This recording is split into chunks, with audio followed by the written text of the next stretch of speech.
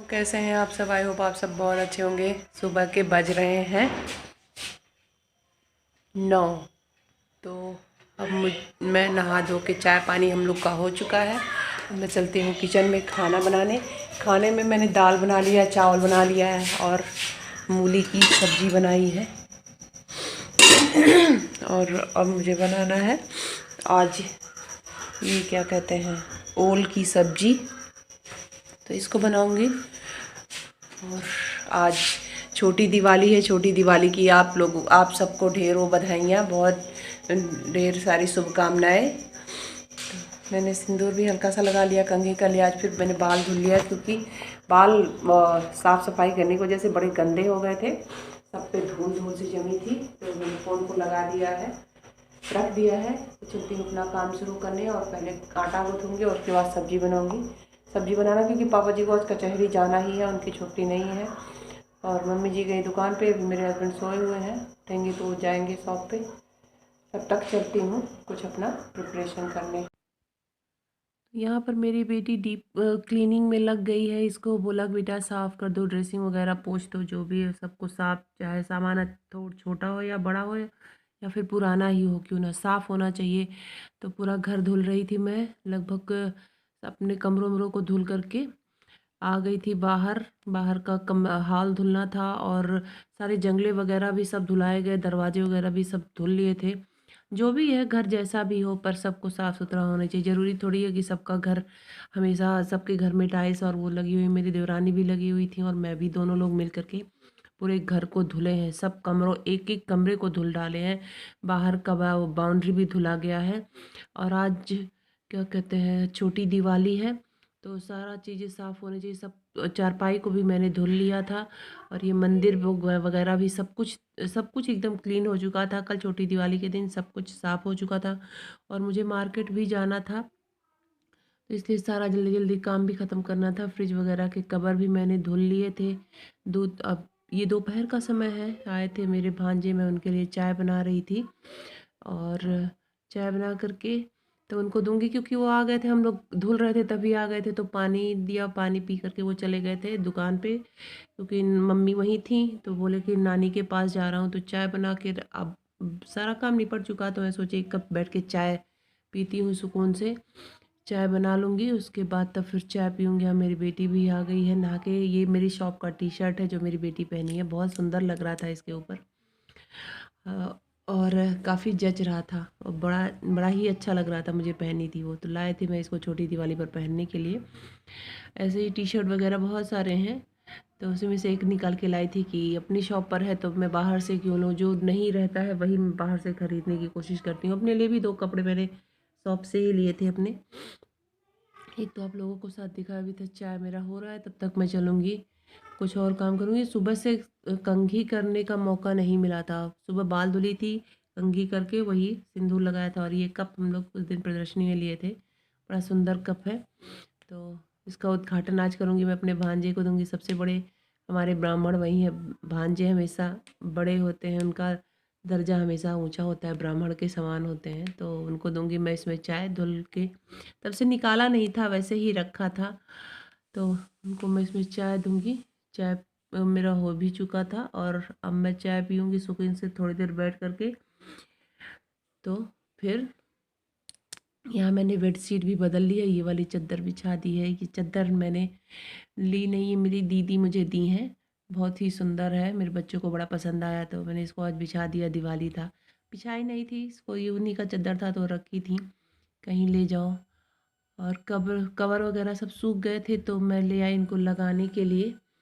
Cover लगा लूँगी क्योंकि सब कुछ सूख चुका था। तो सारा काम धीरे धीरे ख़त्म करने से ही होगा, एक दूसरे पर रख के क्या करेंगे, बच्चे कर नहीं पाते, करना मुझे ही था एट लास्ट में।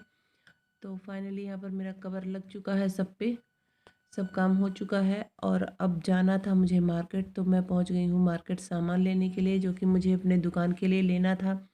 चूड़ी वगैरह भी एकदम ख़त्म हो चुका था, तो चूड़ी भी लाना था क्योंकि त्यौहार है। त्यौहार के दिन चूड़ियाँ सभी लोग लेते हैं। ये सारे सामान मैं वहाँ देख रही थी बैठ करके, तो मैंने एक आध क्लिप बना लिया। तो ये सारे कंगन भी लेकर के आई हूँ, बहुत सुंदर सुंदर थे। पर मेरा बजट कुछ ज़्यादा नहीं था, इसलिए मैंने चूड़ियाँ लगभग 2,500-3,000 का सामान लिया। और कुछ सामान और भी था, 1,500 का, वो भी लिया। और ये सारी चूड़ियाँ थी जो लगी हुई थी, लेकिन ये सब, इन सब में से मैंने नहीं लिया। मैंने सिर्फ डिब्बे वाला लिया, क्योंकि डिब्बे वाला ज़्यादातर ये सब कॉस्टली होते हैं, महंगे होते हैं, तो उतना बिक नहीं पाता है। सारी चूड़ियाँ मैं उनकी शॉप दिखा रही थी आप लोगों को। यह बहुत बड़ी शॉप है चूड़ियों का, बहुत ही अच्छा है, और मैं यहीं से लेती हूँ हमेशा। सारी चूड़ियाँ लगी हुई हैं, ये कंगन वगैरह हैं जो लगे हुए हैं। मेटल की चूड़ियाँ थी, बड़ी अच्छी लग रही थी, ग्रीन कलर की। मेटल वाली भी लिए हैं 2-3 कलर का। और ये सारी चूड़ियाँ मैंने निकलवा के रखी हैं जो लाना था मुझे।